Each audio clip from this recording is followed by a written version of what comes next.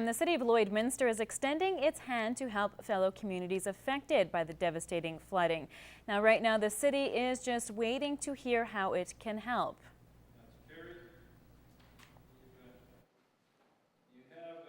Right now, they're more in triage mode and emergency mode, and I think if they reach out or when they reach out to us, I think it'll be more after the fact, after they look at all the damages and decide what they need in resources. Glenn Carroll says down the road, Lloydminster might be the one needing help. Sometimes we have rivalries, whether it's through hockey or other things, or grant proposals. We want to get the money before them, but when something as devastating as this happens, we certainly we're on the same team. Meantime, some local RCMP officers have already been dispatched to some of the flooded areas in order to lend a hand.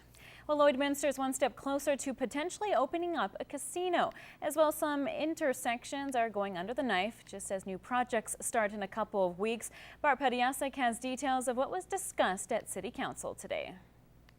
City Council finished their final reading of the bylaw text amendment DC7. The amendment says what can and cannot be built on the lands of 44th Street and 40th Avenue. A possible casino may be in the future, but Mayor Jeff Mulligan says the ball is now in Little Pine First Nations court.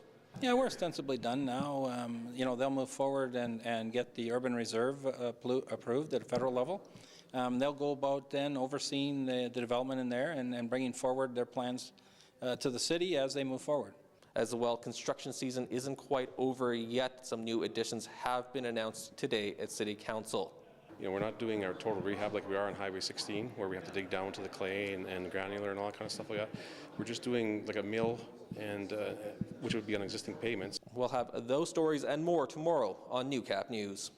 Well, good news for Border City residents looking to beat the heat today. The Lloydminster outdoor pool is open for this season, and it underwent some renovations during the winter.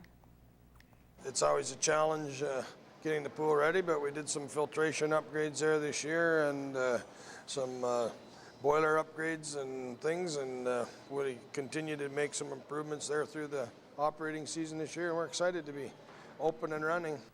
The pool can hold 150 people at a time, and if it's a wet summer like we've had over the past week, Kayford says that's we okay. We can function in the rain as long as there's no lightning, so you're going to be wet anyway, so it doesn't matter if it's raining.